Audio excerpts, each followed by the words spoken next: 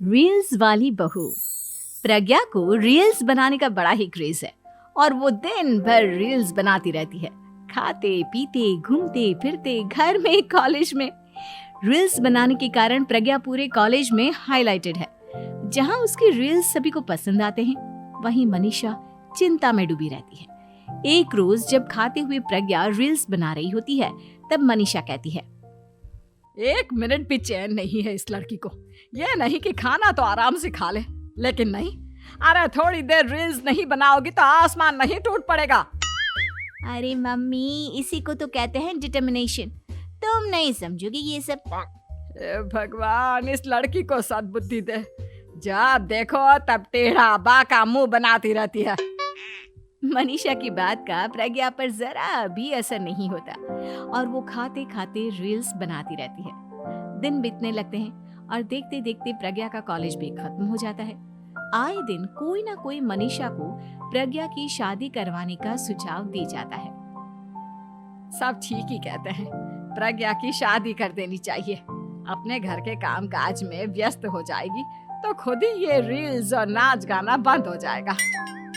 मनीषा और प्रेम प्रज्ञा के लिए एक अच्छा लड़का ढूंढने लगते हैं और तभी विकी का रिश्ता प्रज्ञा के लिए आता है, जिसने प्रज्ञा को उसकी रील्स देखकर पसंद कर लिया था। अगले दिन विकी अपने माता पिता के साथ प्रज्ञा के घर पहुंच जाता है और प्रज्ञा साड़ी पहने हाथों में चाय की ट्रे लिए उनके सामने आती है। जब विकी को पसंद है तो हमें भी बहू पसंद है। बहन जी, आप बारात की तैयारी कीजिए। एक बार लड़का लड़की अकेले में बात कर ले तो अच्छा रहेगा। हाँ हाँ, क्यों नहीं। मनीषा विकी को प्रज्ञा के कमरे में भेजती है, जहां प्रज्ञा पहले से ही रील्स बना रही होती है। तभी विकी कहता है, आ गए आपके साजन जी। हमारे साथ ये रील्स कंप्लीट करती तो और भी अच्छा रहता। अच्छा जी, अब आ ही गए हैं तो बना ही लेती हूँ आपके साथ।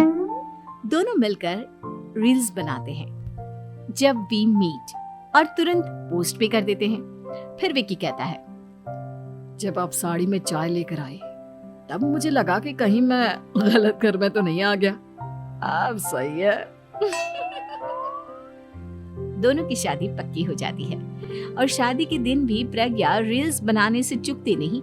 यहाँ तक कि बारात के समय भी नाचते हुए रील्स बनाती है। सभी लोग प्रज्ञा की तारीफ के पुल बांध देते हैं और प्रज्ञा नाचती गाती अपने ससुराल चली जाती है। सब कुछ अच्छा चल रहा होता है। प्रज्ञा यहाँ भी दिन भर हर चीज की रील्स बनाती रहती है। लेकिन कुछ दिनों के बाद जब सुनीता कहती है, बहू, ये रील्स के साथ साथ कुछ काम भी कर लिया करो। वैसे तुझे और क्या क्या बनाना आता है? मम्मी जी, वैसे तो सब कहते हैं कि मैं सब कुछ अच्छा बनाती हूँ, लेकिन मुझे लगता है कि मैं मैगी अच्छा बना लेती हूँ। हाँ, कॉफी भी अच्छा बना लेती हूँ और मुंह तो सबसे अच्छा बना लेती हूँ। हैं? अच्छा अच्छा। सुनीता अपना माथा पकड़ लेती है और कहती है, बहू, कुछ खाना बनाना भी सीख लेती। मम्मी जी, मैं लंबी प्लानिंग कर रही हूँ। जल्दी ही मैं इतनी फेमस हो जाऊंगी कि मुझे पैसे मिलने लगेंगे।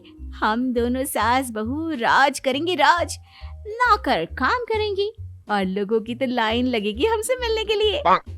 तेरा दिमाग खराब हो गया है क्या बहू? हंसी मजाक तक ठीक है, लेकिन इस तरह घर नहीं चलते। जितना जल्दी हो इस घर के तौर तरीकों को सीख लो। प्रज्ञा मुंह घुमाकर चली जाती है और तुरंत उसी वक्त एक रील बनाती है। ये देख सुनीता का गुस्सा 7वें आसमान पर चला जाता है और विकी के घर आती ही सुनीता उसे सब कुछ बताती है। विकी भी अब प्रज्ञा की इन हरकतों से परेशान हो जाता है। तुम टेंशन मत लो मम्मा, मैं देख लूंगा। विकी कमरे में जाता है तो देखता है कि प्रज्ञा रील्स बना रही है। विकी बड़े ही प्यार से प्रज्ञा से कहता है, प्रज्ञा, इन सब के लिए मैं तुम्हें मना नहीं कर रहा हूँ, लेकिन फिर भी हर वक्त तो ये अच्छा नहीं लगता ना। समझने की कोशिश करो, मुझे भी तुम्हारा थोड़ा वक्त चाहिए। मैं जब ऑफिस से आता हूँ तो मुझे समय देने की जगह इसी में लगे रहते हो। तुम ज्यादा ही सोच रहे हो। तुम भी मेरे साथ रील्स बनाओ ना, तुम्हें भी बहुत अच्छा लगेगा। तुम्हें इज्जत से कोई बात समझ में नहीं आती क्या? दिमाग खराब हो गया है तुम्हारा इस चकाचौंध से। अगर तुमने अपना रवैया नहीं बदला तो मैं तुमसे दूर चला जाऊंगा। तुम ही रिश्ता लेकर आए थे, मुझे लड़कों की कमी नहीं थी और ना आज है। विकी दरवाजा पटक कर चला जाता है। धीरे धीरे विकी प्रज्ञा से दूर होता जाता है। एक रोज मनीषा प्रज्ञा के ससुराल उससे मिलने जाती है। तब सुनीता उससे कहती है, बहन जी, अब आई हैं तो कुछ दिन यहाँ रहकर जाइएगा, आप ही का घर है। हाँ मम्मी, बहुत दिन हो गए तुम्हारे साथ एक भी रील नहीं बनाई मैंने। प्रज्ञा तुरंत अपने फोन में रील्स ऑन कर लेती है। ये सब मुझसे नहीं होता। तेरा ये भूत अभी तक नहीं उतरा क्या? बहन जी, आप कुछ कहती नहीं क्या इसे? जब आप ही कुछ नहीं कर पाई तो मैं कर ही क्या सकती हूँ। सास तो वैसी ही बदनाम है। शाम को घर की लाइट चली जाती है और मनीषा प्रज्ञा से कहती है, मेरे घुटनों में बहुत दर्द हो रहा है, तू लाइट का कुछ इंतजाम करना बेटा। अच्छा, कैंडल जला देती हूँ मम्मा। प्रज्ञा गाते हुए कैंडल जलाती है और खिड़की के पर्दे के पास रख देती है। मनीषा, जिसे बहुत दर्द हो रहा है, वो सो जाती है और प्रज्ञा हमेशा की तरह अपने रील्स में लग जाती है। उधर कैंडल की वजह से पर्दा आग पकड़ लेता है और मनीषा के कमरे में आग लग जाती है। बचाओ, कोई है, बचाओ। सभी भागते हैं और विकी कमरे की आग बुझाने में लग जाता है, लेकिन तब तक मनीषा आधी जल चुकी थी। मनीषा की हालत देख प्रज्ञा रोने लगती है। विकी मनीषा को तुरंत हॉस्पिटल ले जाता है और उसे एडमिट कराता है। विकी प्रज्ञा से कहता है, देख लिया ना, तुम्हारे इस नाच गाने की वजह से आज तुम्हारी माँ की जान जाते जाते रह गई। अब पता नहीं तुम और क्या चाहती हो। उधर डॉक्टर कहते हैं, इनकी हालत बहुत नाजुक है, आधे से ज्यादा जल चुकी है। प्रज्ञा रोती हुई मंदिर में जाती है और भगवान के आगे जाकर कहती है, भगवान, मेरी माँ को ठीक कर दो। मैं कसम खाती हूँ, हाथ से ये रील्स बनाना छोड़ दूंगी। बस मुझे मेरी माँ वापस मिल जाए।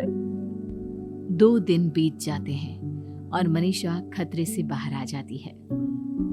पेशेंट अब ठीक है, आप लोग उनसे मिल सकते हो। सब कोई मनीषा से मिलता है और प्रज्ञा सबके सामने अपना फोन तोड़ देती है। मुझे माफ कर दो मम्मा, मैंने तुम लोगों की बातों को नजरअंदाज किया। बेटा, कोई भी चीज जरूरत से ज्यादा खराब है। मैंने तुम्हें रील्स बनाने से कभी मना नहीं किया, लेकिन हर वक्त एक ही चीज तो सही नहीं है। मैं समझ गई हूँ मम्मा, आई एम सॉरी। प्रज्ञा उस दिन से रील्स बनाना छोड़ देती है और पूरी तरह से अपने घर में लग जाती है।